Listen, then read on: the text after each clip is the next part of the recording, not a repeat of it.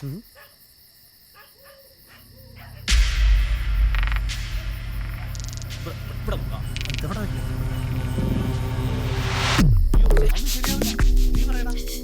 അവിടെ പ്രശ്നമാണ് കേട്ടോ, പറഞ്ഞേക്കാം. ഞാൻ പറയുന്നത് രണ്ടുപേർക്കും കേൾക്കാൻ പറ്റും. വർത്താനം കുറച്ച് മതി. ആദ്യം ടെൻഷൻ അടിച്ച്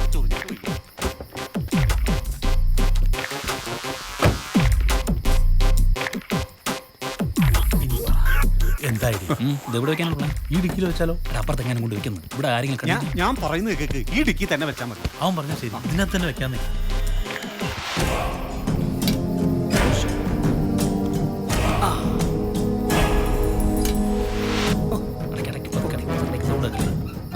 അടയാളം വല്ലതും വെക്കണോ? നീ ഇവിടെ കുത്തിയിരുന്നോ? എന്റെ ഭഗവതി, എടാ വണ്ടിയുടെ ഫോട്ടോ എടുത്തു.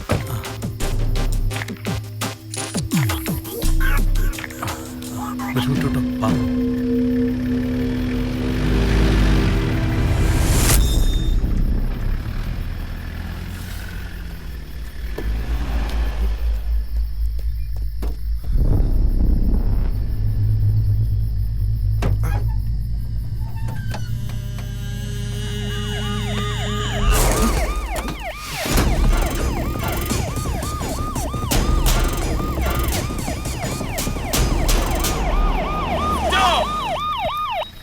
മാറ്റുവിൻ ചട്ടങ്ങളെ, മാറ്റുവിൻ ചട്ടങ്ങളെ. അതെ, ഈ ചട്ടങ്ങളൊക്കെ എങ്ങനെ മാറ്റിയാലേ ഞങ്ങള് പോലീസുകാർ പിന്നെ എന്ത് ചെയ്യാനാ? അമ്പലത്തിൽ പോയി പൂജ ചെയ്യാനാ. അങ്ങോട്ട് പോയി നോക്ക്, അവിടെ പോയി നോക്ക്. പള്ളിക്കൂടത്തിലെ പിള്ളേരെ പഠിപ്പിക്കുന്നവർ പഠിപ്പിക്കണം. ഇയാൾക്ക് പറഞ്ഞാൽ മൊത്തം തകരപ്പാട്ടയാ. പോയി നോക്ക്, അവിടെ നോക്ക്. ദൈവമേ, ഇവിടെ ആരും കാണല്ലേ, എനിക്ക് വയ്യ പേടിക്കാൻ.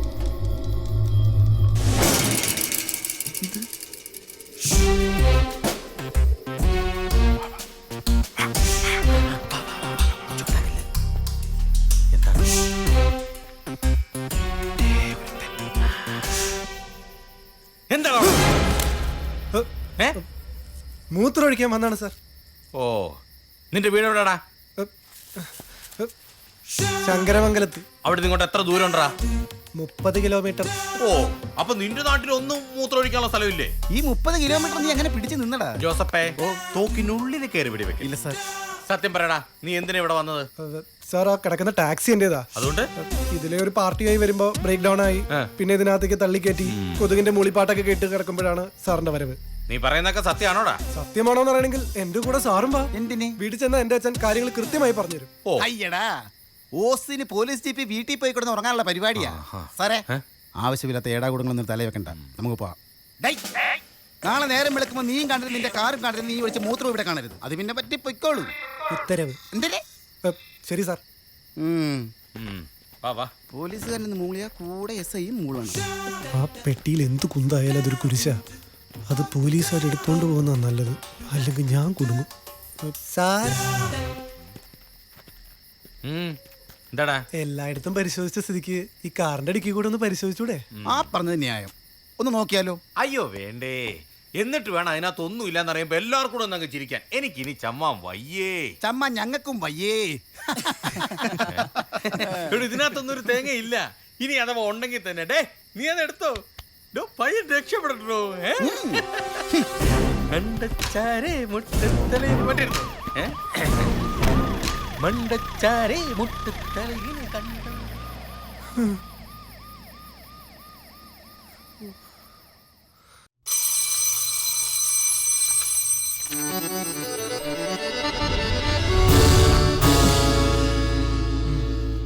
അപ്പൊ റിഹേഴ്സൽ തുടങ്ങാം.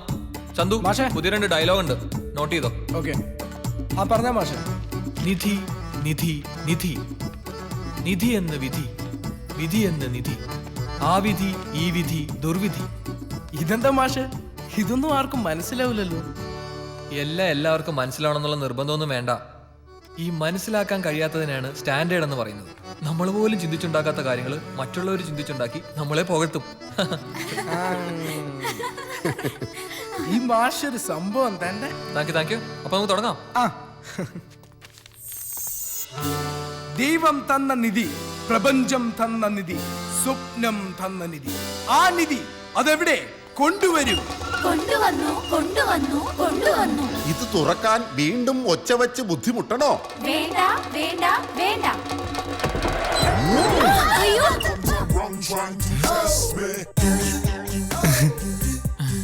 സാജനോ? എന്തു പറ്റിയടാ? നിങ്ങൾ പേടിക്കണ്ട, ഇതെന്റെ ഫ്രണ്ടാ സാജൻ. ഹലോ. ഇവൻ ആളൊരു ഗൗളിയാ, ഏത് മുടുക്കിലും കേറിയിരിക്കും. എന്നാലും ഇതിനകത്ത് ഇവൻ എങ്ങനെ കയറിയെന്ന് ഇവന്റെ അടുത്ത് രഹസ്യമായിട്ട് ചോദിച്ചിട്ട് പറയാം. നിങ്ങൾ പ്രാക്ടീസ് ചെയ്തോ, വാടാ.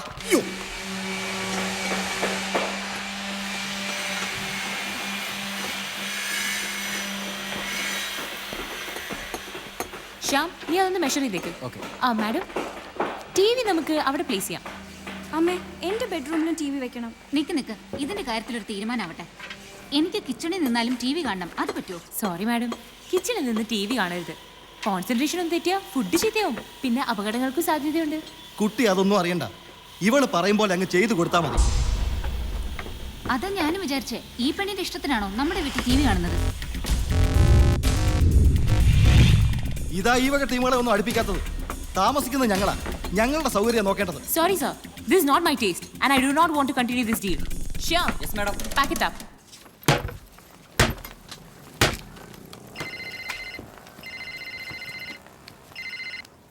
ഹലോ. ഹലോ, ഞാൻ വിവേക്, സാജന്റെ ഫ്രണ്ടാ. ഞാനിത് പ്രതീക്ഷിച്ചതാ. ഒരുത്തന്റെ കയ്യിൽ നമ്പർ പോയാല് പിന്നെ അതങ്ങ് പടർന്ന് പോവല്ലോ. എന്താ ഇയാൾക്ക് ഇപ്പൊ വേണ്ടത്? അവളുടെ അമ്മൂമ്മടാ. ഹലോ. ഹലോ പാറു, എടാ ഞാനാ സാജൻ. നിനക്ക് എന്തിനു കേടാ? നീ എന്തിനാ എന്റെ നമ്പർ? എടി നിന്നെ ഇവൻ ലൈൻ അടിക്കാൻ വേണ്ടി വിളിച്ചൊന്നുമല്ല, അത്യാവശ്യമായിട്ട് ഞങ്ങൾക്ക് നിന്നെ ഒന്ന് കാണണം. ഞാനിപ്പോ നല്ല മൂഡിലല്ല, ഒരു വർക്ക് കഴിഞ്ഞു പോയി. എനിക്ക് ചെറിയൊരു ആപത്തുണ്ട്, നീ എന്നെ ഒന്ന് രക്ഷിക്കേ, വരല്ലേ? നിങ്ങൾ വലിയ ഫ്രണ്ട്സ് ആണെന്ന് പറഞ്ഞോണ്ടാ ഞാൻ വിളിച്ചത്. ഇവൻ വിളിക്കാനുള്ള മൂഡിലും അല്ലായിരുന്നു. അവനെന്താ പ്രശ്നം? അവന് ഒന്ന് വരുമോ? ഞങ്ങൾ റോയൽ ഗാർഡൻസിലെ കോഫി ഷോപ്പിലുണ്ട്. ഒടുക്കത്തെ ജാടയാണല്ലോടാ. ഏയ്, അവളും എന്തോ കുഴപ്പത്തിലാ, അതാ വരും.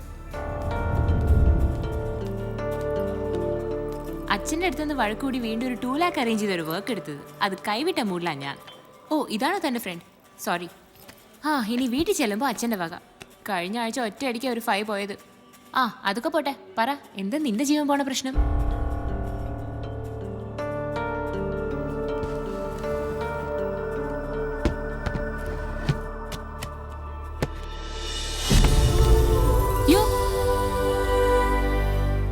ഇങ്ങനെ കുറെ വിളി ഞങ്ങൾ രണ്ടുപേരും മാറി മാറി വിളിച്ചിട്ടിരിക്കുക.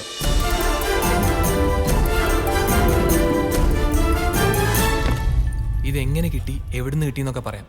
അതിനേക്കാൾ വലിയ വർഷം ഇത് എന്ത് ചെയ്യുന്ന. ഇത് എവിടുന്ന് കിട്ടിയതാണ് Saja? Excuse me sir, order please. ഒരു ക്യാപ്പുച്ചിനോ. Thank you sir.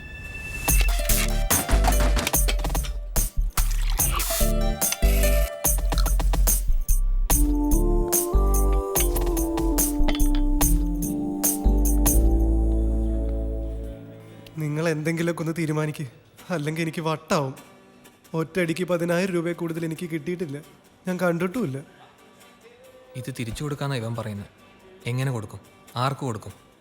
ഈ പണത്തിന്റെ ഒറിജിനൽ അവകാശിയല്ലല്ലോ അവൻ കണ്ടത്. പോലീസിൽ ഏൽപ്പിച്ചാലോ? അതാ ഞാനും പറഞ്ഞു. അത് പിന്നെ എങ്ങും എത്തത്തില്ല, പല പീസുകളായിട്ട് പല പോക്കറ്റിലേക്കും പോകും.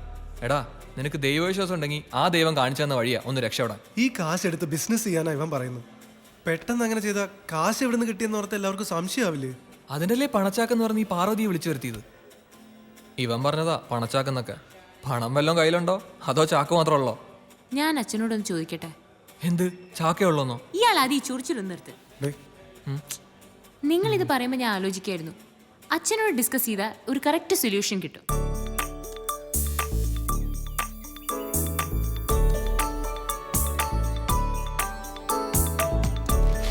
കാശ് കളയാണെന്തോ പുതിയ പരിപാടി ഒപ്പിക്കുന്നുണ്ട്. അച്ഛാ,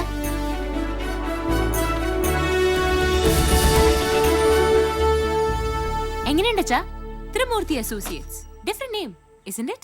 3 പ്രിസണേഴ്സ് ഇട്ടാലും മതി, 3 ജയിൽ പുള്ളികൾ, 3 അകത്താകും. അല്ല പിന്നെ അവിടെ ഒരു അഹങ്കാരം കണ്ടില്ലേ?